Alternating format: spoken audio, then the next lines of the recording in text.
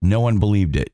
No one believed in any such writings or that things were written on gold tablets or gold leaves or anything that was fashioned the way that Joseph Smith described.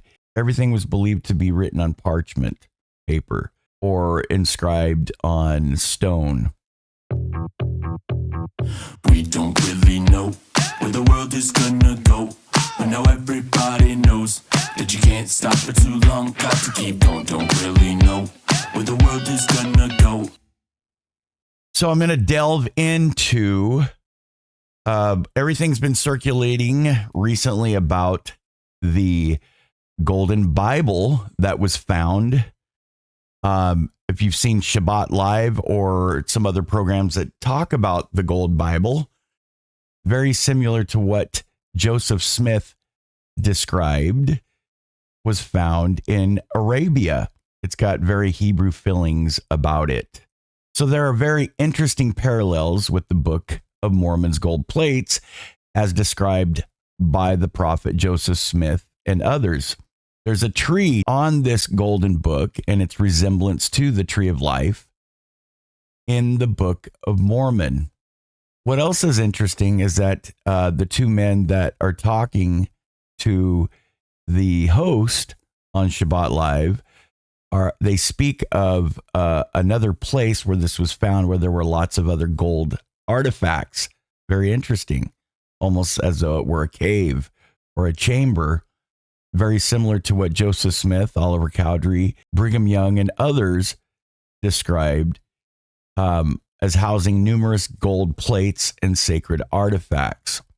So what I found interesting is the similarities that this remarkably shares with the Book of Mormon's gold plates, and even the description of the binding, the spirals. Both are described as ancient records. Both are engraved upon metal. Now, this isn't the first time something like this has been discovered. In the past, I think it was 2012, I saw something in the Islamic newspapers on this discovery of a Bible in Turkey, a Bible that was apparently written in Aramaic. And that was the language that Jesus Christ spoke. This was about 1,500 years old, and the Bible was written on leather pages in gold letters. There have been other metallic books found, and they even speak about this on the video. Joseph Smith, the prophet, seer, and revelator, spoke of gold plates. Back when he spoke about what the angel told him to recover, and he finally did, no one believed it. No one believed in any such writings or that things were written on gold tablets or gold leaves or anything that was fashioned the way that Joseph Smith described. Everything was believed to be written on parchment paper or inscribed on stone or on walls or like hieroglyphics and other things like that. It's interesting because even still to this day, many scholars do not believe, even though there's been proof of writings and engravings on metal plates, not just gold and brass, lead, but many other types of even aluminum on plates of metal. It's been proven that there are things that exist and did exist during the time of Joseph Smith, but incredibly, and not to the credibility of the prophet Joseph Smith, many Egyptologists and archaeologists and linguistics during that time did not believe that and still have a problem, still struggle with that today. So that does suggest the idea that wasn't a popular narrative at the time and still isn't.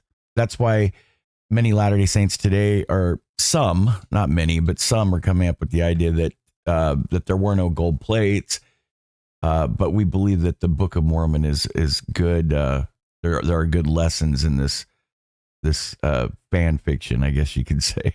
Joseph described finding plates in a stone box on a hill near his home in New York after being directed there by the angel Moroni.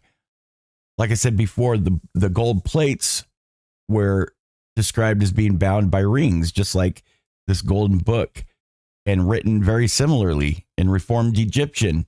He even mentioned Egyptian in the video, and how the writings of the Jews would conform and mesh with wherever they were, even in Aramaic or Arabic. Also, what was interesting on the Golden Book was the tree. There's a depiction of a tree which immediately brings to mind the tree of life. And that, brothers and sisters, is a pivotal symbol of the Book of Mormon. The tree of life represents the love of God. It represents eternal life. And it's a source of incredible joy, a source of happiness for all of those who partake of its fruits, right? Well, there's a tree on this golden book, and I think it's a palm tree, if I'm not mistaken. Whatever it represents, it belongs to the Hebrews. It belongs to the house of Israel, because those are the people that wrote on the golden book. There's a mysterious sacred location mentioned by early Latter-day Saints, particularly early Latter-day Saint leaders.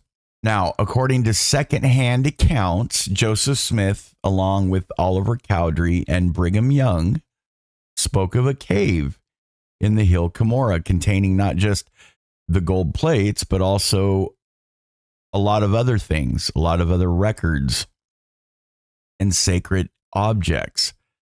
The cave was described as large and spacious and was said to be filled with gold plates and artifacts, like the sword of Laban and the breastplate mentioned in the Book of Mormon. Some people think that's folklore, and then there's many that believe that that is true. I find this interesting. This doesn't prove that the Book of Mormon existed. It doesn't prove that the gold plates were real. But it does enhance our testimonies, and it does give an excitement for those who maybe aren't reading the Book of Mormon to do so and pray about its authenticity, and to read about, go and read the testimony of the 3 witnesses and the testimony of the 8 witnesses. And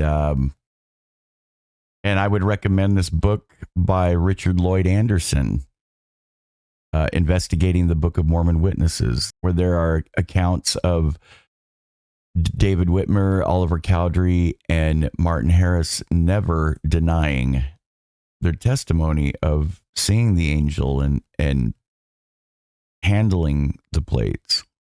So yeah, the tree of life, the shared symbol between the two, the connection to their physical descriptions, symbolic imagery, and all of the sacred narratives that you see possibly carry with both. And I think the greatest piece of evidence that supports the prophet's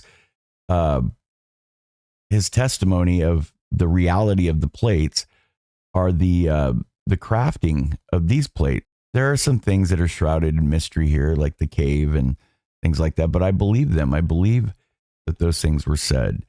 And this also kind of gives an extra leg of support to that narrative. Anyway, thank you so much, and I hope that I had to give my 2 cents on this, and I think it's an awesome video, and it's very entertaining.